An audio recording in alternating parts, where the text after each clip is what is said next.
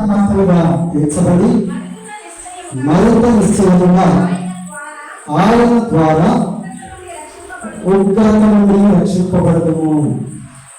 మరి పిల్లల ఉదయకాల సమయంలో ఈ లేఖన భాగాన్ని చదువుతున్నప్పుడు అక్కడ రాయబడినటువంటి మాటలను జ్ఞాపకం చేసుకుంటే, మనము పాపులమై ఉండగా దేవుడు తన ఉగ్రత నుండి తప్పించబడటానికి మన కొరకు రక్తాన్ని చిందించి తన ప్రేమను వెల్లడిపరిచిన దేవుడు యేసుక్రీస్తు ప్రభువు అని మనము చదువుతున్నాం.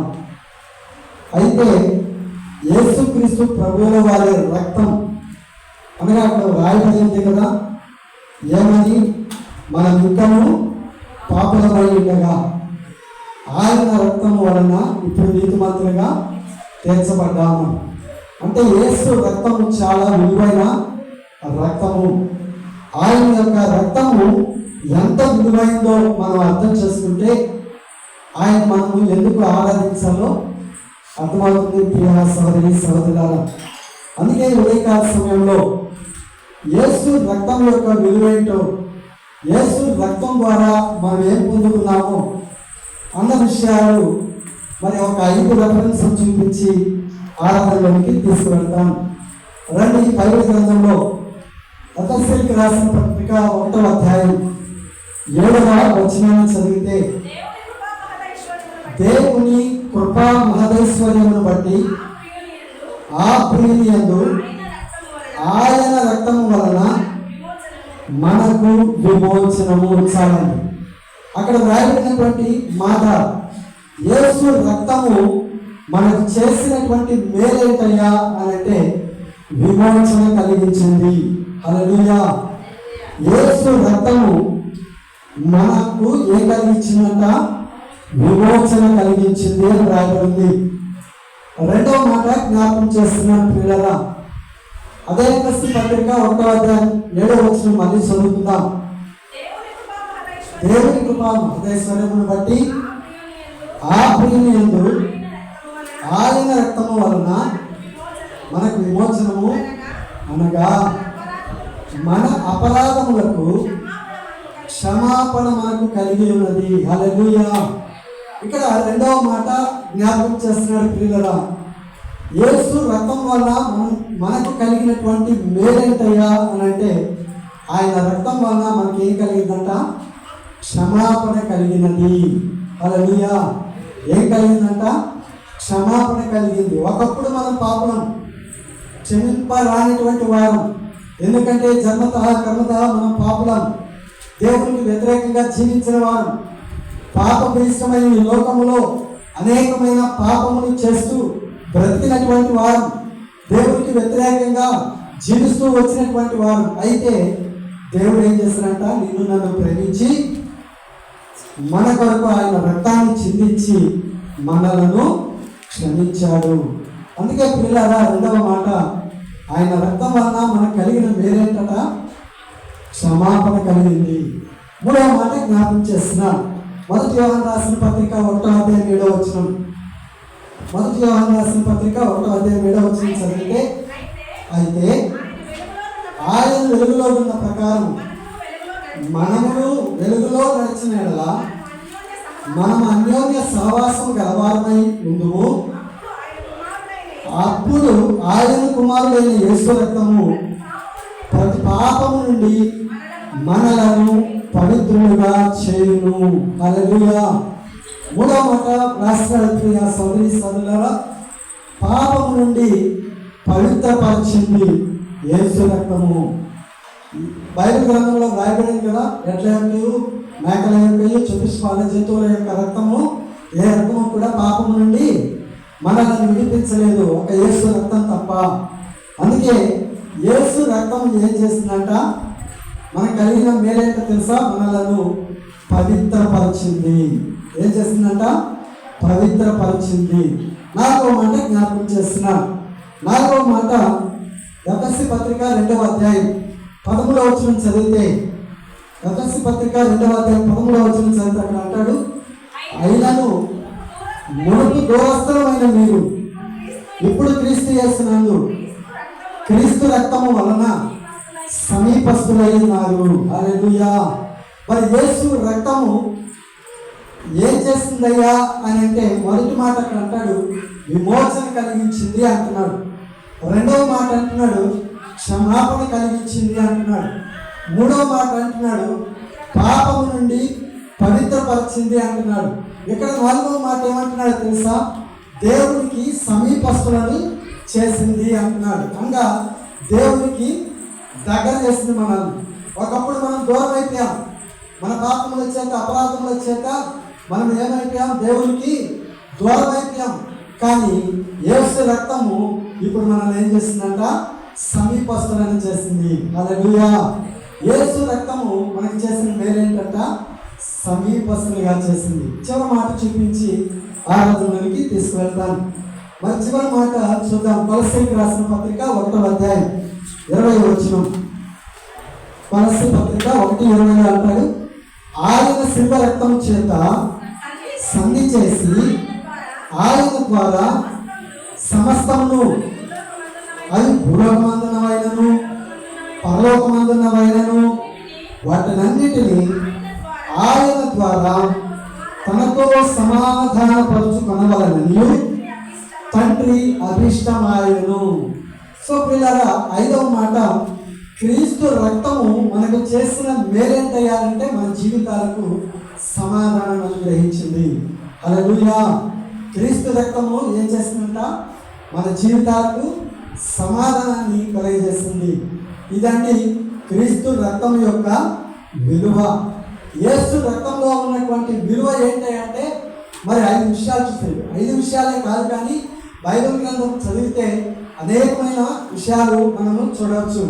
కానీ సమయానుకూలంగా 5 మాటలు చూపించాను. క్రీస్తు రక్తం ద్వారా మనకు కలిగిన మేలు ఏంటంటే, 1 మనకు విమోచన కలిగింది, 2 మనకు క్షమాపణ కలిగింది, 3 మనము పవిత్రపరచబడ్డాం, 4 మనము దేవునికి దగ్గరయ్యాం, 5 మన జీవితాలకు నెమ్మది కలిగింది, సమాధానము కలిగింది. అందును బట్టి ఆ ప్రభువును మనం ఏం చేయాలి? ఆరాధించాలి, స్తుతించాలి, ఘనపరిచి కీర్తించాలి. ప్రేమటువంటి సహోదరి సహోదరుడా, యేసు ఆ కలువరి శిలువలో పొందినటువంటి త్యాగంలో మరి ఆయన చిందించినటువంటి రక్తం చాలా విలువైందని మనం విన్నాం.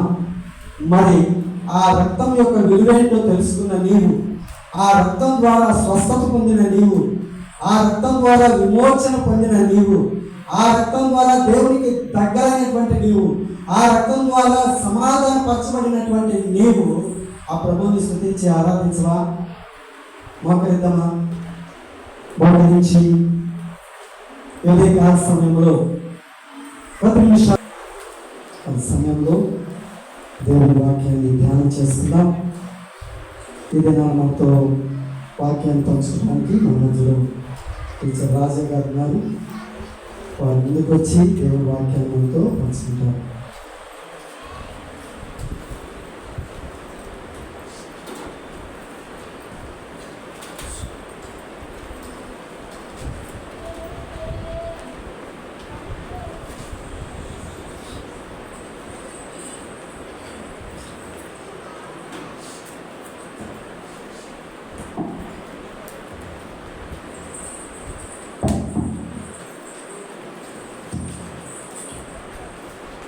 క్రీస్తు బిడ్డలారా, మరి ఈరోజు పరిశుద్ధాన పునరుద్ధానాలు మరి సిద్ధపరచబడినటువంటి వాక్య భాగాన్ని మనం చదువుకుందాం.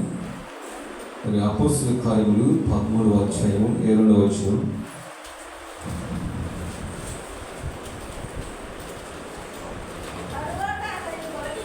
తరువాత అతనిని తొలగించి దావీదును వారికి రాజుగా ఏర్పరచును. మరియు ఆయన నేను యెషయి కుమారుడైన దావీదును కనుగొని. ఈ ఒక వాక్యాన్ని మనం ధ్యానం చేయడానికి ఇష్టపడతాం. ప్రియులారా, నా ఇష్టానుసారైన మనుషుడు అతడు నా ఉద్దేశాలన్నీ నెరవేర్చని చెప్పి అతని గురించి సాక్షించు. ప్రార్థన చేస్తున్నాం.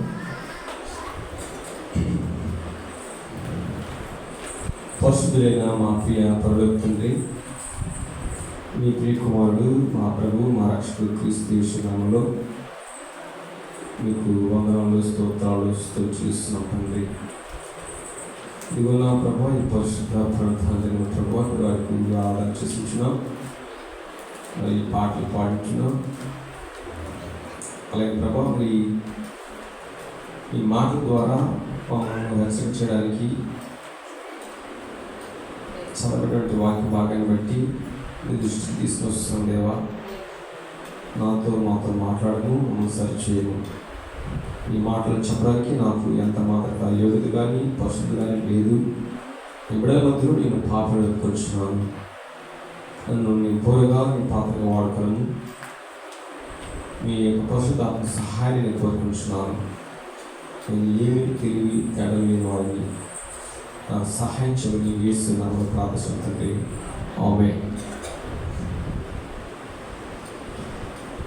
క్రీస్తు బిడ్డలారా, అందరూ బాగున్నారా? ఓకే, చాలా సంతోషం. మరి మంచిగా ఉన్నారని నేను గ్రహిస్తున్నాను. అందును బట్టి మీ తరపున నేను దేవుని కూడా థ్యాంక్స్ చెప్తున్నాను. సో ప్రజెంట్ సిచ్యువేషన్లో ఈ రోజుల్లో చాలా వార్తలు వింటున్నప్పుడు, పేపర్స్ చూస్తున్నప్పుడు, టీవీ చూస్తున్నప్పుడు, మొబైల్లో వేటూర్ న్యూస్ చూస్తున్నప్పుడు అసలు ఎంత అరాచకమైపోయిందంటే ఈ లోకము చాలా భయమేస్తుంది అన్నమాట. అలాంటి కష్టమైన ఈ రోజుల్లో మనము ఏ విధంగా దేవునికి దగ్గరగా జీవిస్తూ తన యొక్క అమూల్యం ప్రాపించినటువంటి రక్షణను మనం కొనసాగించుకుంటూ జీవించాలి అనేది చాలా కష్టమైపోయింది. ఒక 3 days పేపర్ చూసినట్లయితే మన నెల్లూరు వాస్తవ్యులు తిరుపతిలో దాసు అనే ఫ్యామిలీని వాళ్ళ తమ్ముడు వాళ్ళ అన్నని, వదిన్ని, ఇద్దరు బిడ్డల్ని కిరాతకంగా చంపేశారు. చూసి ఉంటారు నెల్లూరు వాళ్ళ ఫ్యామిలీ. కారణం ఏంటి? అన్న తమ్ముడిని పెళ్లి చేశాడు, పెంచాడు, పోషించాడు, హెల్ప్ చేసినాకేనా చివరిలో ఒక లేఖలో నా అన్న ఫ్యామిలీ బాగుండడం నేను తట్టుకోలేకపోయాను, నా ఫ్యామిలీ డిస్టర్బ్ అయ్యింది, అందుకే చంపేసి రాశారట. రెండు కాక ఒక యువతని కిరాతకంగా చంపేశాడు. ఒక యువతని, పీజీ యువతని, చదువుకునే ఒక ఆడబిడ్డని 3 దత్తులు 7 దత్తులు ఆగాయితం చేసి చంపేస్తారు. ఇవన్నీ మనం ఆలోచన చేస్తుంటే నిజంగా మనము ఎంత దుర్మార్గులమా, ఎంత ఘోరగల స్వభావమా అని ఆలోచన చేసే టైంలో మరి నిజంగా దైవజనులు మరి నెక్స్ట్ వీక్ సిద్ధపడినప్పుడు ప్రభు మాతో ఏం మాట్లాడక ఇష్టపడుతున్నావు నేను దేవుడు అడిగినప్పుడు మరి దేవుడు చూపించినట్టు కొన్ని లేఖనాలని నేను మీ ముందు పెట్టాలని ఆశపడుతున్నాను. జనరల్గా మనం దావీదుని గురించి చూసినప్పుడు ఆయన చాలా మంచి వ్యక్తి, మంచి యుద్ధవీరుడు, అందగాడు, యథార్థవంతుడు, ఇట్స్ ఓకే అని చెప్పాడు. సో సాక్షాత్తు దేవుడు చెప్పిన మాట మనం ఆలోచన చేస్తే, దేవుడు మనం చదివినట్టుగా అపొస్తలులో నా ఇష్టానుసారుడు, సో నథింగ్ బట్ సరైన పదము హృదయానుసారుడు, అలాగే పాత పదవుల చిత్తానుసారుడు. ఇది నేను చెప్పిన మాట కాదు, మీరు చెప్పిన మాట, దేవుడు చెప్పిన మాట. అంటే ఒక మనుషుల గురించి దేవుడు సాక్షాత్తుగా చెప్పిన ఒక వర్డ్, ఒక బిరుదు, చిత్తానుసారుడు, ఇష్టానుసారుడు. సో మనం వాడుకు పిలిచిన హృదయానుసారుడు. నేను ఆలోచన చేస్తున్నప్పుడు అవునా, దావీదు దేవునికి అంత ఇష్టానుసారుడా? ఎంత ఇష్టానుసారుడా?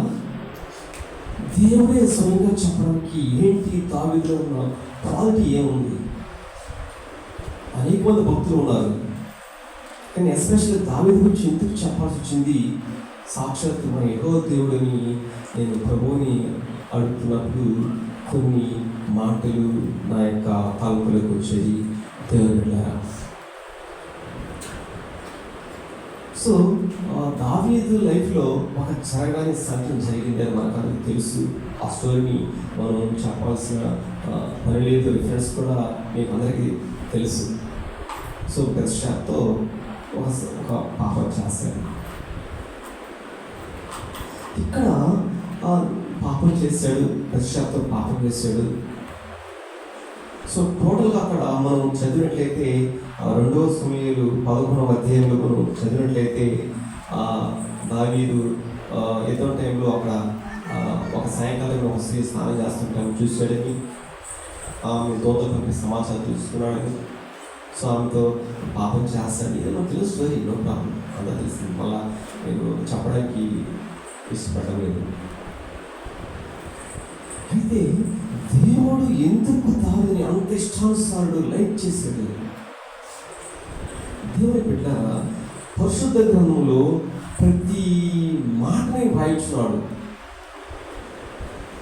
ప్రతి భక్తుల చేతులు రాయించున్నాడు, అదే సమయంలో భక్తుల పొరపాటు కూడా రాయించున్నాడు. సో మంచిగా రాస్తున్నాడు, పొరపాటు రాస్తున్నాడు. ఎందుకంటే అది చరిత్ర కనుక ఆ చరిత్రని ధ్యానం చేసేటప్పుడు అలాంటి మిస్టేక్స్ మనం చేయకుండా ఉండడానికి అది ఒక రకంగా మనకు కవింపు కలిసడానికి దేవుడు రాసిచ్చాడు. కంప్లీట్ ఏది రాయలో రాస్తున్నాడు. సో దేవుని బిడ్డ అప్పుడు ఆలోచన చేస్తున్నప్పుడు అక్కడ 27వ వచనంలో 11లో దావీదు చేసింది యెహోవా దుష్కార్యంగా ఉందట. దుష్కార్యంగా ఉంది. దేవుడు పక్షపాతి కాడు, దేవుడు పార్షాన్ని చూపించేవాడు కాదు. మనం చూపిస్తున్న పార్షాన్ని కదా. సో మంచి బట్టలు వేసుకుంటే ఒక విధంగా, సంథింగ్ తక్కువ ఒక విధంగా చూస్తాను. ఇట్స్ న్యాచురల్, ఎందుకంటే మానవ నైజం మనకు ఉండేదే కదా. కానీ దేవుడు మాత్రం అలా చేయలేదండి. భక్తులైనా చిన్నోళ్ళైనా పెద్దోళ్ళైనా సరే ఖచ్చితంగా పాయింట్అవుట్ చేసి చెప్పేవాడు ఆయన. దుష్కార్యము వండర్ఫుల్, మహానేరము అని దేవుడు చెప్పాడు. కానీ ఈ విధంగా ఆ బిషప్తో పాపం చేశాడు, సంథింగ్ అయిపోయింది. వైఫ్ ఉదయాన్ని ఇండైరెక్ట్గా మర్డర్ చేయించాడు. మంచి ప్లాన్ వేసి అబ్బా ఆ ప్లాన్ చదువుతుంటే నిజంగా ఈ రోజులో జరిగేదానికి అప్పటికి పెద్దగా తేడా లేదేమో అనిపించింది నాకు. ఈరోజు కూడా చాలా ప్లాన్స్ ఇప్పుడు సిఈడిలో అనేకమైన కష్టమైపోతాం. వాళ్ళకి ఎవరు దోషి దాచడానికి చాలా కష్టం. సిఐడి వాళ్ళగా మనం అప్లికేషన్ అయితే ఇప్పటికీ ఒక మాట మన జగన్ గారు బాబాయ్ తేలేదు. అది ఏదైనా కావచ్చు, అది సంథింగ్ వాట్సాప్ చెప్పి, బట్ తేలేదు. కానీ ఆ యొక్క ఇలాంటి రోజుల్లో అప్పుడు దావీదు ఆ రోజుల్లో కూడా చాలా ప్లాన్స్ జరిగాయి. ఎంత ప్లాన్ అంటే చేతి కంటపడి చేశాడండి దావీదు మహారాజు. మళ్ళీ ప్లాన్ వేసాడు. ఒక పక్క తెలుస్తుంది సంథింగ్ రాదు, అయినా సరే చేతి కంట్రోల్ చేశాడు. తన యొక్క సైనికులకి హెడ్ అంటే యోగని పిలిపించాడు.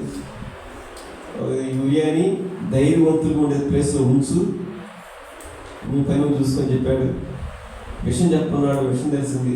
మొత్తానికి యూరియా హంతమైపోయాడు. మళ్ళా యోగకి దోక్తో ఏం చెప్పదు తెలుసా, నువ్వేం చింతపడద్దు, నువ్వేం బాధపడద్దు, యూరియా చనిపెట్టి తెలుసు. న్యాచురల్. ఒకరోజు ఒకరికైతే ఒకరిని చంపుతుంది, మరొకరు చంపుతుంది. ఇది ఇద్దరు న్యాచురల్, నువ్వు కూల్ చూడు. ఎంత సందేశం ఇచ్చాడు చూడండి. అది చదువులే నాకు భయం వస్తుంది, ఒక నవ్వు కూడా వచ్చింది. ఎంత ప్లాన్ చేశాడు దావీదు మహారాజు. ఆ యోగు కూడా మొత్తానికి విషయం చెప్పి ముందు రాజుకు చెప్పు, సరే టోటల్ దాన్ని మనం వస్తాను, మళ్ళా సమయం వస్తాను. ఇంత చేసిన దావీదుని ఎందుకు దేవుడు లేక చేశాడు? ఏముంది దావీదులో? దావీదు ఏముందని చూసినట్టు దేవుడు పెట్టారా చూడండి. ఆ 12వ వచనంలో ఒక చిన్న దృష్టాంతం ద్వారా, ఒక స్టోరీ ద్వారా దావీదు దగ్గరికి ఒక ఆయన అంటాడు, నాతాను, దేవుడు ప్రవక్త. బహుశా నిజంగా నాతాను కూడా భయపడ్డాడేమో.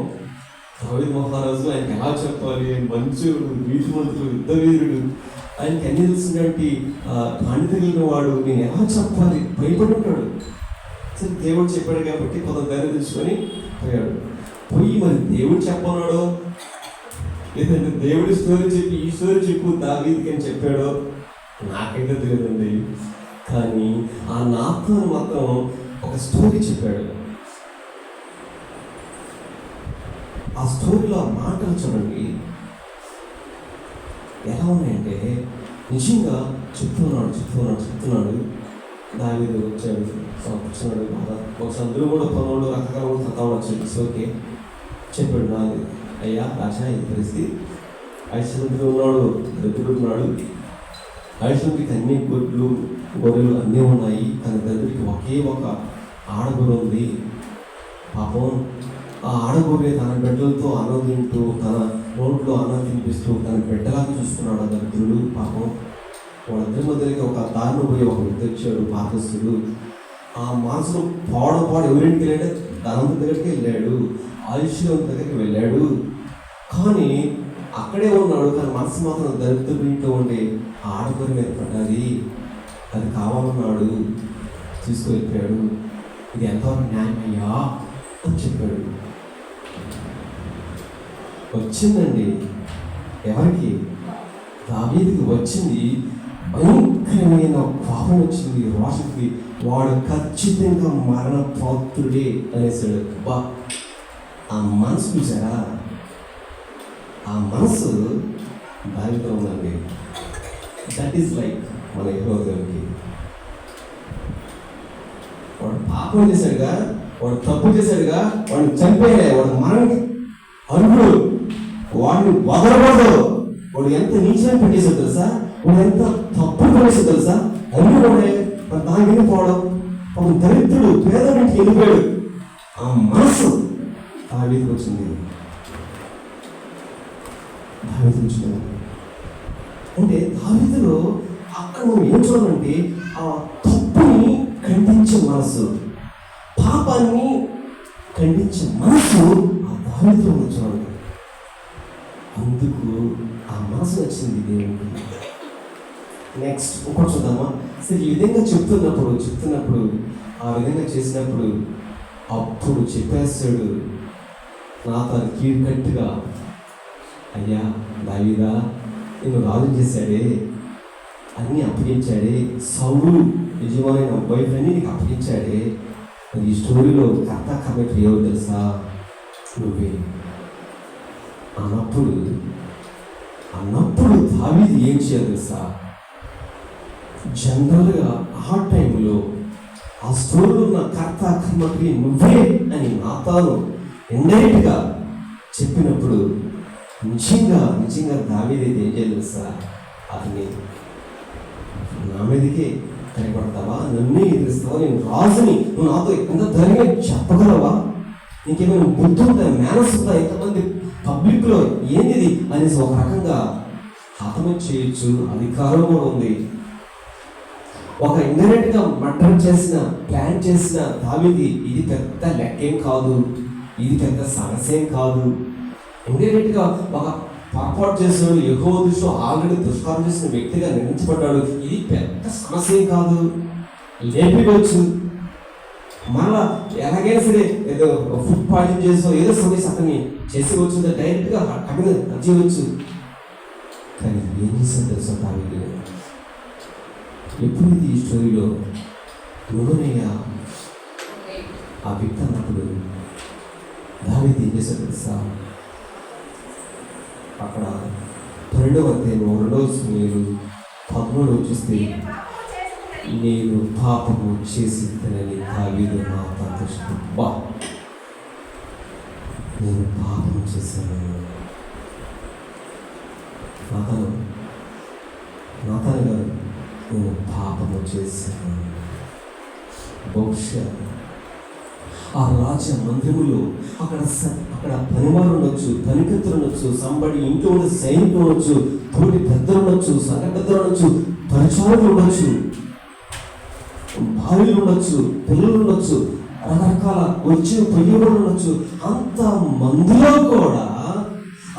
మంది జనాలలో కూడా నా పరువు ఏం కావాలి, నా పరువు ప్రదర్శన ఏం కావాలి, నేను ఎవరికి తెలియకుండా చేశానే, ఏంది ఇది అనేసి ఈ ఆలోచనలు ఏమీ చేయకుండా ఎప్పుడైతే ఆ స్టోరీలు నువ్వే అన్నప్పుడు గ్రహించుకున్నాడు, తెలుసుకున్నాడు, ఇది నేనే తెలుసుకుని చెప్పిన తర్వాత ఏం చేశాడో తెలుసా, నా తాతకి పోయి నేను పాపం చేశాను నాకు ఒప్పుకున్నాడు. చూసావా, బహిరంగ చెప్పాడు. చూసావా, బహిరంగ పబ్లిసిటీ చేస్తున్నాడు. చూసావా, ఎస్ నేను పాపిని, నేను పాపం చేశాను. ఆ రాజు స్థాయి నుంచి దిగాడే, ఆ మనసు ఉందే, ఆ మనసయ్య ఇష్టం అయ్యేసే ఏమవుతుంది, ఆ మనసు ఇష్టం, ఆ హృదయం ఇష్టం, ఆ మనసు ఇష్టం, ఆ మనసు ఇష్టం, ఆ మనసు ఇష్టం. పాపం చేశాడు కాదని, తప్పు చేశాడు కాదని, కానీ ఎక్కడ ఒప్పుకోవాలనుకున్నప్పుడు అది తప్పని చిన్నపిల్లడైన పెద్దవాడు చెప్పినప్పుడు దాన్ని మంచి మనసుతో స్వీకరించి ఎస్ నేను పాపం చేశాను ఒప్పుకోవడం. చూసావా, తన రాజులను పక్కన పెట్టాడు, పరులు పక్కన పెట్టాడు. అందరూ చూస్తారే, కామెంట్ చేస్తారే, హేళన చేస్తారే, ఎగతాళి చేస్తారే, ఎవరు అనుకున్నా పర్లేదు, తప్పు చేస్తారే నాలుగుతో ఒప్పుకోవడం. చూసారా, ఆ తగ్గింపు దేవునికి ఇష్టం. బహుశా అందుకే నా ఇష్టానుసారి నాకు ఇష్టం, నాకు ఇష్టం, నాకు ఇష్టమని సాక్షించారు. ఈరోజు మన అందరి జీవితాల్లో అనేక సందర్భాల్లో పొరపాటు చేస్తాం, అనేక సందర్భాల్లో పొరపాటు చేస్తాం. కానీ ఆ పొరపాటుని దేవుని వాక్యం ద్వారా, లేదా నీ ఫ్రెండ్ ద్వారా, లేదా నీ భార్య ద్వారా, నీ బిడ్డల ద్వారా, విశ్వాసం ద్వారా ఇది పొరపాటుని చెప్పినప్పుడు దాన్ని స్వీకరించే మనసు నాకు నీకు ఉండాలి. ఆలోచించుకున్నాం దేవుని ద్వారా, దాని గురించి మనం ఆలోచించుకున్నాము. బాబు, అమ్మ, నువ్వు రాంగ్ చేస్తున్నావు కానీ దేవుని వాటిని చెప్పినప్పుడు, లేదా సంగతి చెప్పినప్పుడు, భాషగా చెప్పినప్పుడు, మన ఎవరు చెప్పినప్పుడు, విశ్వాసం చెప్పినప్పుడు, మన ఇంట్లో వాళ్ళు పెద్దలు చెప్పినప్పుడు, మన అమ్మానాలు చెప్పినప్పుడు ఒక్కసారి దాన్ని ఆలోచించుకొని ఎస్ పాపం చేశాను, తప్పు చేశాను, పొరపాటు చేశాను అది నైజం అనుకుందా ఆలోచించలేదు కదా, ఆలోచించలేదు. ఆ రోజు సిరిపై ఒక విధంగా ఏం చేశాడు తెలుసా, అప్పుడు దాకా దేవుని దూషించాడు, దేవుని తిట్టాడు. తర్వాత టైంలో తన తప్పులు తీసుకోవడానికి అవకాశం ఇచ్చినప్పుడు నిర్భయంగా ఒప్పుకున్నాడు కదా. ఆలోచన తెలుపుగా అందుకు బహుశా దావీదు అంటే దేవునికి చాలా ఇష్టమేమో. ఇంకో వాక్యాన్ని మనం చూద్దామా? ఆల్రెడీ మనకందరికీ తెలిసిన స్టోరీది ఏదంటే ఇది 1వ సమూయేలు 24వ అధ్యాయంలో ఒక చిన్న రిఫరెన్స్ ఉంది. అలాగే 2వ సమూయేలు 26లో కూడా చిన్న రిఫరెన్స్ ఉంది. నేను చెబుతాను, అది చదవలేదు, చెబుతాను.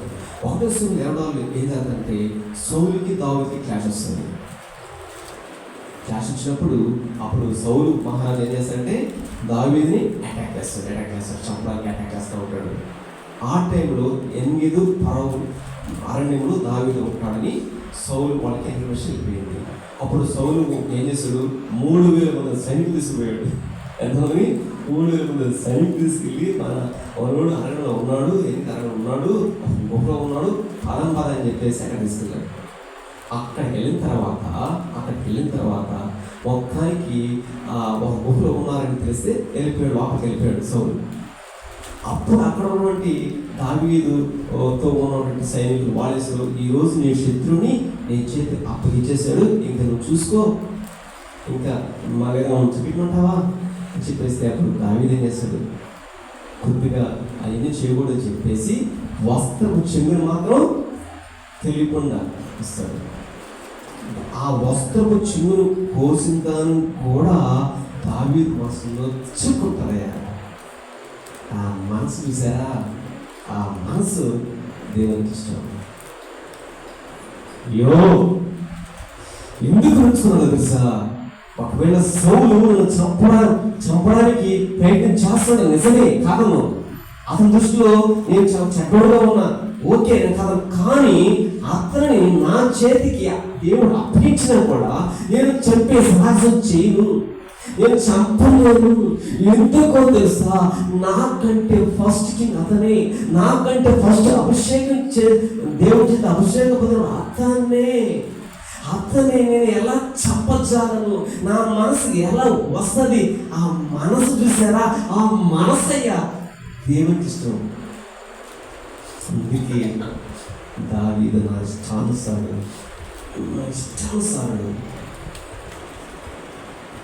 అదే సిచ్యువేషన్ మన కానీ దొరికితే స్పాట్లో కథం కదా.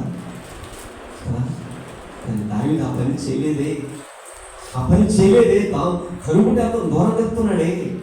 స్పాట్లో చిక్కినా కూడా తన యొక్క శత్రువుని పక్కన వాళ్ళు శోధిస్తున్నారు, చెబుతున్నారు. వాళ్ళు చూపించుకోవడానికి తప్పేం కాదండి, దావీదు సైనికులతో చెప్పితే తప్పేం కాదు. శత్రువుని చెప్పడానికి ట్రై చేస్తాను వేసి తప్పు, కానీ దాన్ని ఖండించి వద్దు, మీరు చెప్పకూడదు, నేను చెప్పకూడదు, వద్దని చెప్పేసి సరే ఒక వస్త్రపు చింతను మాత్రం వచ్చించి చూస్తే ఇప్పుడు సౌండ్ ఒక టైంలో మంచిగా అనిపిస్తుంది, ఒక టైంలో నాయన అంటాడు కదా, నాయన నువ్వు ఆశీర్వాదం దగ్గర వాడివి, నువ్వు విజయానికి వారసుడి, నువ్వు మహారాజు అవుతావు. నిజంగా ఆ టైంలో కూడా చెప్పలేదండి. మనసు వస్తుందా? ఉందా మనకు అలాంటి మనసు? మన శత్రువు మన చేత అప్పగించినప్పుడు, మన శత్రువు మనకు వచ్చినప్పుడు వాళ్ళని క్షమించే మనసు మనకుందా? ఈరోజు దేవుడు నాతో నీతో మాట్లాడి ఇష్టపడుతున్నాడు కూడా. లేరా మనకు శత్రువులు లేరా? ఖచ్చితంగా ఉంటారు, నో డౌట్. శత్రువులు మనకు లేరా? మన ఫ్యామిలీలు లేరా? మన బంధువులు లేరా? మన స్నేహితులు లేరా? మనం ఉద్యోగం చేస్తున్న ఉద్యోగస్తుల శత్రువులు లేరా? మన గ్రామంలో లేరా? ఆలోచించే ఉంటారా? ఆలోచించండి. అలాంటి శత్రువులు మన మీద కుయిపోయినప్పుడు మనం వారిని ఏ విధంగా ఎదుర్కొంటున్నాం, ఏ విధంగా వారిని మనం రెసిప్ట్ చేస్తున్నాం, నైస్గా వారి మీద ఎలాంటి తప్పులు చూపని తప్పించుకుంటామో ఆలోచించండి. కానీ దావీదు ఏం చేశాడు తెలుసా? తన పాపం నువ్వే అన్నప్పుడు ఎస్ నేనేనయ్యాని అంతమందిలో తన యొక్క గౌరవ అన్ని పక్కన పెట్టి పడిపోయాడే. అతని దగ్గర ఆ మనసు చూడు. సాక్షాత్ సౌలు చంపడానికి సిద్ధమే అన్నీ తెలిసినప్పుడు ఆ సౌలు సైతం కూడా అసలు నిజంగా చెప్పాలంటే దావీదు ఎంత నైపుణ్యత కలిగి కూడా ఆ వస్త్రము చెంగుని సౌలుకి తగలకుండా. అప్పుడు సౌలు నిద్రపడదండి, సౌలు నిద్రపోలేదు, చూస్తాడు ఎదుగుతున్నాడు బట్టలు. ఇంకో దగ్గర నిద్రపోయాడు. సెకండ్ టైం 26వ అధ్యాయంలో 1వ సమయంలో 20 నిద్రపోయాడు. ఇక్కడ నిద్రపోలా, ఆ 8 తరంలో వాచ్ చేస్తున్నాడు. కానీ ఆ యొక్క గుహలో ఎంత స్కిల్ కావాలి. అబ్బా నిజంగా అది ఉన్నారు ఇలాంటి స్కిల్ కలిగిన రాజు. ఇప్పుడు ఎంత స్కిల్ కావాలి అసలు, తగలకుండా జస్ట్ వస్తాను చెగురికి వస్తాడే. ఒక టాలెంటెడ్, భలే టాలెంటెడ్ ఉందా మన జీవితంలో? టాలెంట్ ఉందా? స్కిల్ ఉందా? మన ఫ్యామిలీలో వంటలు చేస్తాం, వంటలో స్కిల్ ఉందా? ఈరోజు ఆడవాళ్ళు వంటలు చేస్తారు. మరి మీ భర్తలు, మీ పిల్లలు మీ వంటలు తింటున్నారా? అంటే నా ఉద్దేశం ఏంటంటే సార్ మాకు చాతుచ్చినట్టుగా చేయడానికి కావాలన్న ఉద్దేశం అండి. అంటే దాంట్లో నైపుణ్యత కలిగి సభాషణ తెచ్చుకుంటున్నాము. అలాగే మగవాళ్ళగా మనం ఏదైనా పనిలో ఏదైనా పని అప్పగించినప్పుడు ఆ పనిని మనకు శక్తివంతం చేస్తున్నామా? ఆలోచించగలుగుతా. ఒక జాబ్ విషయంలో, ఒక ఉద్యోగ విషయంలో, లేదా ఒక అత్తగా, ఒక కోడగా, ఒక కొడుకుగా, ఒక అన్ని రంగాల్లో మన యొక్క నైపుణ్యతని వివిధ కోణాలను చూపిస్తున్నామా, చేస్తున్నామా? ఆలోచించగలుగుతా. ఒకనొక రోజు నేను నాయపేటలో ఒక సిఆర్పి అంటే టీచర్స్కి ఒకసారి మీటింగ్ చేస్తాను. ఆ మీటింగ్లో ఒక సిఆర్పి అంటే టీచర్స్కి చెప్పేవాడు అనమాట. ఆ టైంలో పెద్దని కాదు, ఆ టైంలో ఒక సిఆర్పి రాలేదు. ఒకసారి నా పేరు చెప్పేసాడు, నా పేరు రాజేశ్వరి అంటే ఆ పేరు రిసోర్స్ పర్సన్ అనమాట. నాతో చెప్పేస్తాడు, నాకు సార్ చిన్నవాడికి అది ఇది చెప్పారు. ఏం కాదు అడుగు నిలబడి చాలు, ఊరికే నా మాత్రం అన్నాడు. సరే మనం ఏంటంటే మనం వెళితే నా ముందుగా న్యాయం చేయడానికి ప్రయత్నం చేస్తాను. ఇప్పుడు కూడా దేవునికి ఏం చెప్పాను, ప్రభువా నేను ఉద్యోగం పోతున్నా, టీచర్స్కి సకల వృత్తుల్లో పిల్లలకి న్యాయం చేయలేకపోతున్నాడేమో, వాళ్ళకి అర్థమిత్తుల పాటలు చెప్పలేకపోతున్నాడేమో, నేను క్షమించు, నా జ్ఞానం ఇప్పటికీ నేను ప్రార్థన చేస్తూ ఉంటాను. ఇప్పటికి దాదాపు నాకు 14 సంవత్సరాలు జాబ్ వచ్చింది, ఇప్పటికీ నాకు జాబ్ ఇచ్చింది, థ్యాంక్స్ అయ్యా అని చెప్తూ ఉంటాను. అలాంటి టైంలో మరి నాయకట్లోని టీచర్స్ చాలా పెద్దలు, నాకు చాలా పెద్దవాళ్ళు. నేను నాకు ఇచ్చినటువంటి ఆ సబ్జెక్ట్ నేను డీల్ చేస్తున్నప్పుడు అయిపోయిన తర్వాత ప్రభుకి ముందు ప్రభావం నాకేం తెలియదు, వాళ్ళు ఎలా పెద్దవాళ్ళు, వాళ్ళకి ఎలాంటి ప్రశ్న వేసి వాళ్ళకి ఎలా చెప్పాలి అని అడిగాను. ప్రభు నాకు తోడు కూడా నాకు తెలుసు. అప్పుడు చెప్పేసి అయిన తర్వాత సాయంత్రం అయిపోతే అందరూ పెద్ద టీచర్స్ సీనియర్స్ అందరూ వచ్చేసి, బాబు ఇన్ని రోజులు ఎక్కడమ్మా, ఎక్కడికి వెళ్ళాను, ఏమైపోయావు, మీలాంటి వాడు కావాలి మాకు అని చెప్పాను. నేను చెప్పాను, పిల్లలకి కష్టమైన లెసన్ వచ్చినప్పుడు వాళ్ళకి ఏ విధంగా చెప్పాలి దట్స్ అని చెప్పాను. పిల్లలకి కష్టమైన పరిస్థితుల్లో వాళ్ళు ఎదుర్కొని ప్రశ్నలు వస్తాయి, ఎలా చెప్పాలి, వాళ్ళ మనసులో ఏ విధంగా కావాలని చెప్పారు. కానీ సీరియస్ అంతా ఇన్ని రోజులు ఎక్కడికి పోయినా బాబు, వాళ్ళకి ఎలా విధంగా చెప్పిన వాళ్ళు ఎవరు లేరు, చిన్నవాడమైనా లండన్ ఇంకా పై స్థాయికి కావాలని చెప్పాను.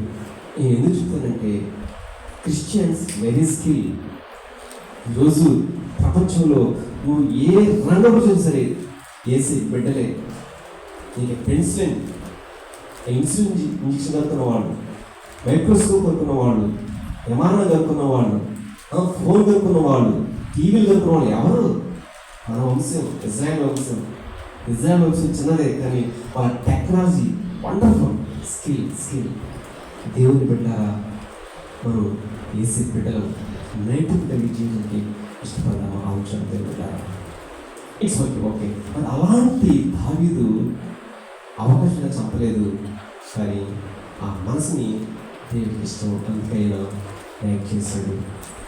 ఇదే సిచ్యువేషన్ 26వ అధ్యాయం చూస్తే అక్కడ జీబు అరణ్యంలో దాక్కుంటాడు, సౌలు గురించి దాక్కుంటాడు. ఆ దాక్కున్న టైంలో ఆ పొద్దుపోయినప్పుడు ఆ సౌలు, ఆ 300 సైనికులు అందరూ నిద్రపోతుంటే దావీదు ఏం చేస్తాడు, తనకు నమ్మకస్తున్న అభిషేకం తీసుకొచ్చి అక్కడికి వెళ్ళి సౌలు నిద్రపోతుంటాడు. అప్పుడు అభిషేకం కూడా చెప్తాడు, అభిషేక్ వేసి చంపిస్తే మళ్ళా ఛాన్స్ ఇచ్చాడు. మళ్ళా ఛాన్స్ చంపితే అభిషేకం ఏమంటాడు తెలుసా, చంపకు. ఒక అభిషేకం పొందిన వాడు, యెహోవా చేతిలో అభిషేకం పొందిన వాడిని చంపి నువ్వు ఎలా నిర్దోషం అనిపించుకుంటావు? అది సాధ్యం కాదు, నువ్వు చంపవద్దు, నేను కూడా చంపనని చెప్పి ఆ యొక్క సౌలు ఈటే ఆ నేల తీసుకొని దూరంగా వెళ్ళిపోతాడు. దేవుని బిడ్డారా, వస్తుందా మనసు? ఉందా మనకి ఆ మనసు? ఆ మనసు మనకుందా? దావీదు పొరపాటు చేసి కాదంలో, దావీదు మిస్టేక్ చేసి కాదంలో. నేను అనుకుంటూ ఉంటాను దావీదు గురించి. ఒకసారి దావీదు పాపంలో కూడా ప్రార్థన చేస్తుంటాడేమో, ప్రభువా నేను పాపం చేస్తున్నాను, నాకు తెలిసింది దుష్కారని, నేను పాపం చేస్తాను ప్రార్థన చేసి అంత సభలో అంతమంది రాజభవనంలో నాథాను వచ్చి డైరెక్ట్గా చెప్పి వివరేట్ చెప్పినప్పుడు ఒక్క మాట మాట్లాడక నిజమే నేను పాపం చేసింది అన్నాడయా. ఉందా ఈరోజు మన జీవితంలో అలాంటి లక్ష్యం అనుకుందా? ఏసే దగ్గరకు వచ్చి నేను పాపలు ఒప్పుకోవడం కదా గొప్ప విషయం. సీక్రెట్గా తలుపు వేసుకొని నేను పాపిని, నేను ద్రోహిని అని ఏసే దగ్గర మాట్లాడి ఏడడం కాదు గొప్ప లక్ష్యం. ఏసియా నేను క్షమిస్తాడు, నేను ఒప్పుకుంటాడు. నేనేం చెప్తానంటే ఈక పాఠంలో నాథాను చెప్పినప్పుడు పబ్లిక్గా బహిరంగ ఒప్పుకున్నాడే. అలాగని చెప్పి బహిరంగ ఒప్పుకోండి అని నా ఉద్దేశం కాదండి. ఆ మనసు సమయం వచ్చినప్పుడు అవసరం ఆ మనసుని మనం చూడాలి. ఆ మనసు అనుకుందా ఆలోచన ఆలోచన. అందుకు ఆ దావీదు అంత అత్యాసపడ్డాడు. ఇంకో వ్యక్తి నేను చూపిస్తాను. అబ్రహాము ఏమంటాడు? నా ఫ్రెండ్ అంటాడు. ఫ్రెండ్ అక్కడ అబ్రహాము మనం చూసినట్టయితే మనకు తెలుసు నుంచి ఒక చిన్న బాగా నేను గుర్తు చేస్తాను. సో పిల్లలు లేనప్పుడు మన శారా ఏం చేసింది? ఆగని చెప్పి ఒక మంచి పని చేసింది. పాప అంటే తన మంచి పెళ్లి చేసింది. మంచి పని చేసిందండి. పెళ్లి చేసి హ్యాపీగా ఉంటుంది, నేను మీకు వంట చేస్తాను, మీరు సరేంటని చెప్పింది. సరే బాగుంది, సరే బాగుంటాడు. ఎందుకు అబ్రహాంకి అంత నా స్నేహితుడు అని దేవుడు స్వయంగా ఇచ్చాడండి, గురించాడంటే అబ్రహాము తన ఫ్యామిలీకి చాలా ఇంపార్టెన్స్ ఇచ్చాడు. తన ఫ్యామిలీలో నొచ్చుకుంటే ఓర్చుకోలేకపోయాడు. నిజంగా ఫ్యామిలీ కోసమే అతను ఎక్కడ అడిగేసిన ఫ్యామిలీ గురించి ఆలోచించేవాడు ఎక్కువ. మొత్తానికి శారా హాగరు డెలివరీ అయిన తర్వాత అప్పుడు మొత్తానికి ఆ శారా ఏం చేస్తుంది? హాగర్ని పాతిరి పెడుతుంది. పాతిరి పెడితే హాగర్ ఏం చేస్తుంది? పారిపోతుంది. పారిపోయినప్పుడు ఆ పారిపోయే ముందు అబ్రహాము ఏమన్నాడు? ఇదిగో నీ దాసి శారమ్మ, నా ఫస్ట్ వైఫ్, ఇదిగో ఈ యొక్క హాగర్ని, నా సెకండ్ వైఫ్ని నీ చేతులు పెడుతున్నా, నీ దృష్టి ఏ న్యాయమో అది చెయ్యి అంటాడా లేదా? అంటాడు. తర్వాత అది పాల్చిని పెడతాడు అన్నమాట. శారమ్మ పాల్చిని పెడతా ఉంటే మౌనంగా ఉంటాడండి. ఒక్క మాట కూడా మాట్లాడాడు. ఆ టైంలో తన భార్యని నువ్వే కాదు ఇది చేసావు, నువ్వే ఎందుకు ఇలా చేస్తావు, ఇది న్యాయమా, ఇది నీకు ధర్మ అడగచ్చు. తను అడగలేదే. తన ఫస్ట్ వైపు ఇచ్చినటువంటి వాల్యూ, తన శార మీద చూపిన ప్రేమ, శార విలువ, ఆ గౌరవం అలాగే స్టెబిలిటీ చేస్తుంది. అలాగే వంటగా మౌనంగా వదిలేస్తుంది. ఆ మనసు, ఆ ఫ్యామిలీ మనసు చూసావా, అది దేవునికి ఇష్టం. అందుకే అబ్రహాముని నా స్నేహితులని ఇచ్చాడు. ఒక టైంలో నువ్వు లేచి వెళ్ళిపోయినప్పుడు వెళ్ళిపోయాడు. ఆ మనసు చూసావా, అది అబ్రహాం నా స్నేహితులకు ఇచ్చే అవకాశం వచ్చింది. సరే, ఆ అరణ్యంలో హాగర్కి దేవత కనబడి నువ్వు ఇలా చేతులు వెళ్ళిపో అన్నప్పుడు హాగర్ వచ్చుంటుంది. అప్పుడు ఆ పంపినవే శారమ్మ ఎందుకు వచ్చి నడుకూడదా? అదంతా బైబిల్లో రాయబడలేదు. మనం అనుకుందాం మళ్ళీ ఎందుకు వచ్చి నడకూడదు? నేను పంపించేశాను కదా, నువ్వు పారిపోయినావు కదా, మళ్ళీ ఎందుకు వచ్చి నడకూడదా? కానీ దేవత ఏం చెప్పింది? అడిగి వెడిగి ఇదేది కలిపి చెప్పింది. కానీ ఒకరోజు 2 రోజు ఏదో ఒక రోజు కొద్దిగా గలిబిలి ఉంటాను ఫ్యామిలీలో. కానీ నేను అనుకుంటూ ఉంటాను, ఆ టైంలో అబ్రహాము కొద్దిగా ఒకటి ముందు వేసి తన భార్యకి ఎలా చెప్పాలో అలా అర్థమే తెలుసుకుంటాడు కదా. ఫస్ట్ టైం మౌనంగా ఉన్నాడు, ఫస్ట్ టైం విలువిచ్చాడు, సహించాడు. ఆ మనసు, ఫ్యామిలీకి ఇచ్చిన మనసు మన దేవుడికి ఇష్టం. సెకండ్ టైం ఆ యొక్క హాగర్కి దేవుడు పంపి వెళ్ళిపో అని చెప్పినప్పుడు అదంతా కూడా తన పక్కకి సీక్రెట్ చెప్పుకుంటారేమో. ఈ విధంగా దేవత పంపించింది ఏం చెప్పండి అంటే, అప్పుడు ఆ టైంలో మళ్ళా టాచి పెట్టే ఇది కరెక్ట్ కాదు సారా కరెక్ట్ కాదు, ఇది కరెక్ట్ కాదు. ఒకసారి ఆలోచించుకో. ఆమె కూడా సాటి నీకంత పవర్ఫుల్ లేకపోయినా నీలాగా మనిషి కదా, ఆలోచించుకొని కొద్దిగా ఆ మాటలు, కొద్దిగా ఆ ఫ్యామిలీని నడిపించే మాటలు మాట్లాడి ఉండొచ్చు. ఎక్కడ మౌనం ఉండాలో, ఎక్కడ మాట్లాడాలో ఆ మనసు చూసారా అబ్రహాంకి? ఆ మనసు దేవునికి వచ్చినంతే కదా. ఈరోజు ఎలా మనం చెప్తాను, ఎక్కడ మాట్లాడాలో అక్కడ మాట్లాడకుండా, ఎక్కడ మాట్లాడకుండా అలా మాట్లాడుతున్నాను. నేను బీఈడీ చేసేటప్పుడు రాజంపేటలో బీఈడీ చేశాను. అక్కడ ఒకసారి వచ్చి స్కూల్ మేనేజ్మెంట్ గురించి చెబుతూ స్కూల్ ఏ విధంగా ఉండాలి అనే వాక్యంలో అందరూ ఒక్కొక్క లైన్ చెప్పండి, స్కూల్ ఎలా నిర్మించాలి, ఏ వాతావరణం ఉండాలి అని ఒక్కొక్కరు ఒక వాక్యం చెప్పండి, ఎక్కువ చెప్పదు ఒకే ఒక వాక్యం చెప్పండి అని చెప్పి, అయితే ఒకరు చెప్పిన వాక్యాన్ని మరొకరు చెప్పకండి, మీ సొంతంగా ఆలోచించి చెప్పండి అని చెప్పారు. ఒక్కొక్కరు చెబుతూ ఉన్నారు. ఒకరు యూ షేప్లో ఉండాలి, ఒకరు చెట్లు ఉండాలి, ఆహారం వాతావరణం ఉండాలి, ఆర్ట్స్ అందరూ చెప్తారు.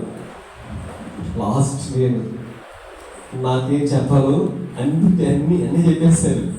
ఇంకే పదం లేదు నా దగ్గర, ఇంకేది చెప్పినా అందరూ చెప్తాను ఉంటుంది. అప్పుడు సార్ ఏమో ఆ విధంగా ఎలా చెప్పాలని చెప్పి నా గురించి ఇప్పుడు నేనేం చెప్పారంటే సింపుల్గా స్కూల్ ఎక్కడ నిర్మించకూడదు అక్కడ నిర్మించకుండా ఎక్కడ నిర్మించాలో అక్కడ నిర్మించాలని చెప్పారు. సార్కి కొద్దిగా డిఫరెంట్గా అనిపించింది. అందరూ చెప్పిన సమాధానం నుంచి నాకు కొద్దిగా డిఫరెంట్గా అనిపించింది. స్కూల్ని ఏ వాతావరణం నిర్మించకూడదు, ఆ వాతావరణం నిర్మించకుండా ఎలాంటి వాతావరణం నిర్మించాలో అలాంటి వాతావరణం నిర్మించాలని చెప్పారు. సో దేవుని పెట్టారా క్రిస్టియన్ చేసేది చేయాల్సినదే. ఎక్కడ ఏం చేయాలో మనం తెలుసుకోవాలి, ఎక్కడ ఎలా నడుచుకోవాలో తెలుసుకోవాలి, ఎక్కడ మాట్లాడాలో అక్కడ మాట్లాడాలి, ఎక్కడ మూకాలో మూకోవాలి. ఇవన్నీ కూడా మనకు దేవుని యొక్క పరిశుద్ధాత్మ మనకు సహాయం చేస్తారు. ఆయన మీద ఆధారపడితే ఖచ్చితంగా మనకు విజయం వస్తుంది. దేవుడు చూసారా ఆ యొక్క దావీదుని ఎందుకు ఆయన ఇష్టపడ్డాడంటే తాను చేసిన తప్పని ఒక వ్యక్తి చెప్పినప్పుడు నిర్భయంగా ఒప్పుకున్నాడే, నిర్భయంగా తన గౌరవం పక్కన పెట్టి గౌరవం ఒప్పుకున్నాడు. అలాగే సౌలుకి సాక్షాత్తు చేతికినప్పుడు అతను అభిషేకులను నేను చంపి ఎలా పాపం చేస్తాను, అది ఎన్నడూ కూడదు అని చెప్పిన ఆ మనసును చూసారా, ఆ మనసును బట్టి దావీదు దేవునికి ఇష్టానుసరిపోయాడు.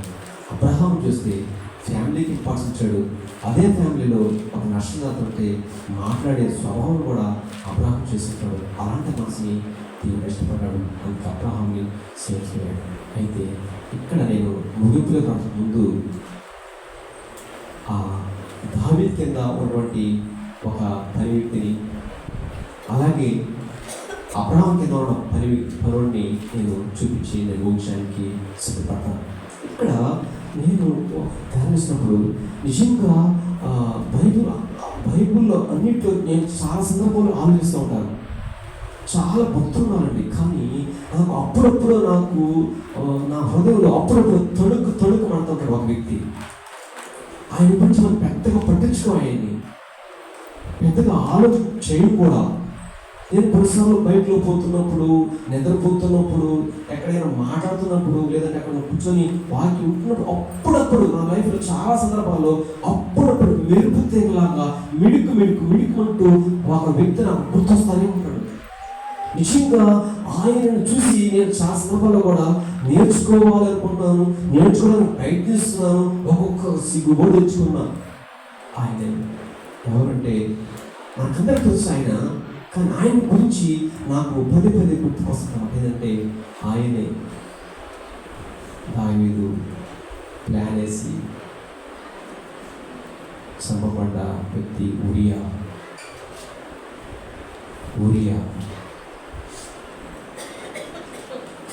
ఈ ఉరియా నాకు అనేక సందర్భాలు గుర్తుకొస్తూ ఉంటాడు. ఎందుకు గుర్తుకొస్తానంటే నాకు దావీదు అంటే నాకు ఎంత ఇష్టమో, ఎంత లైకో మనకు ఉరియా కూడా అంటే నాకు చాలా ఇష్టం. ఇష్టపడాలి ఉరియాని, ఇష్టపడ్డారా? జస్ట్ ఉరియా గురించి ఎప్పుడైనా మనకు ఆలోచించిందా? ఎంతసేపు అబ్రహాము, దావీదు, ఇస్సాకు, యాకోబు, పౌలు, పేతురు, స్టెఫను ఎంత గుర్తుకొస్తారు. రూతు, యోనా, యోబు, ఎలియా, ఎలీషా. ఎప్పుడైనా మనకు ఉరియా గురించి ఆలోచించాము. ఏం చేశాడు ఆయన ఉరియా? ఒక గొప్ప పాఠాలు నేర్పించాడు మనకు, అద్భుతమైన పాఠాలు నేర్పించాడు మనకు. ఏంటో తెలుసా?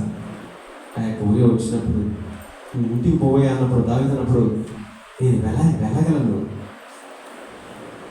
నీ కింద పనిచేసే వ్యక్తిని, సైన్యంలో ఉన్న కబుర్ని తీసుకొచ్చా, అటు యుద్ధం చేస్తుంటే నేను ఎలా వెళ్ళగలను ఇంటికి? నా ఫ్యామిలీకి ఎలా సంతోషం గడపగలను? నా డ్యూటీ నేను చేయాలి. దావీదు గారు నా డ్యూటీ నేను చేయాలి. ఈరోజు ఉరియా మనం తెలుస్తున్నాను. తన యొక్క మరణ వాంగ్మూలం ఒక రకంగా చెప్పాలంటే, సైనికులకి కాస్త కోస్త బుర్రుండాలిగా. బుర్రలో వాళ్ళే కదా సైనికుల్ని ఎంచుకుంటారు రాజులు. అందరిని ఎంచుకోవాలిగా, అందరిని ఎంచుకోవాలి. ఇప్పుడు ఉద్యోగం రావాలంటే టెస్ట్, ఆ టెస్ట్, ఈ టెస్ట్, ఇంటర్వ్యూ అన్నీ ఉంటేనే ఉద్యోగం వస్తుంది, ఊరికే రాదుగా. అవునా కదా? ఇప్పుడు పిల్లవాడు రన్నింగ్ రేస్లో ఫస్ట్ రావాలంటే కాస్త కోస్త శక్తి ఉండాలిగా. కానీ సైనికులకి ఊరికి పెట్టుకోరుగా. మరి అలాంటి సైనికులకి పెట్టుకోరంటే కాస్త బుర్రలు ఉంటాయి కదా. మరి అలాంటి బుర్రున్న వ్యక్తి అయి ఉండొచ్చుగా ఉరియా. మరి ఆ ఉరియా చేతిలో ఇతనిని బాగా ధైర్యంతో ఉండే స్థానంలో పెట్టు. ఎందుకంటే ఇతను కొద్దిగా వీక్గా ఉంటాడని యుద్ధం చేసేటప్పుడు నాకు తెలుసు కదా. కానీ ఇతని ప్లేస్ మార్చు, ఆ వాళ్ళు చేసి ఇతను ఖచ్చితంగా చెప్పబడతారు అని తన మరణ వాంగ్మూలం రాసి మడిచి ఒక ఉత్తరం తన చేతుల్లో పెడితే, తన మరణ వాంగ్మూలాన్ని తన చేతులారా మోసుకొని పోయేటప్పుడు ఒక్క సెకండ్ ఆగి ఈ రాజు ఏ ఉత్తరం రాశాడు, అందులో ఏ విషయం ఉంది, ఏ యొక్క ప్లాన్ ఉందని ఒక్కరా ఓపెన్ చేస్తే తెలుసుందా? తెలుసుందా? తెలుసుకుంటారా? ఈ ఉత్తరంలో ఎప్పుడు ఇలాంటి సంఘటన జరగలేదే, వినలేదే, చూడలేదే. ఏముంది ఈ ఉత్తరం? ఒక పేపర్ చూస్తే తెలుస్తున్నదా?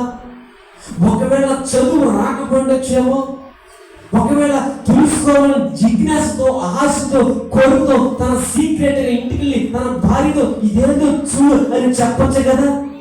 దాని మీద ఎవరు అడగచ్చు కదా. అడగలేదే, చేయలేదే, పట్టలేదే, అసలు మనసుగా రాలేదే. ఎందుకో తెలుసా? నా రాజు చెప్పాడు, నేను చెయ్యాలంతే. నా రాజు చెప్పాడు, నేను చేయాలంతే. నేను దాసుని, నన్ను రాజు చెప్పింది చేయడం నా ధర్మం. తన మరణాన్ని మోసుకొని పెడే ఉరియా బ్రతికించుకోవడానికి, బ్రతకడానికి ఛాన్స్ ఉంది ఉరియాకి. కానీ ఆ పని చేయలేదే, ఆ మనసు రాలేదే. ధైర్యంగా వచ్చి తీసుకుపోయాడు.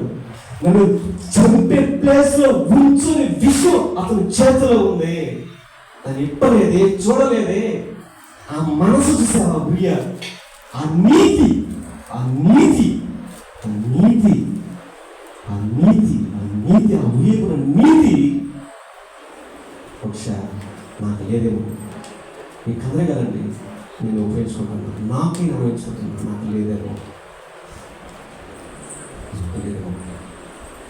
నిజమైంది నమ్మకం నాకు లేదేమో. గొప్పవాడు కాదంట ఉరియా.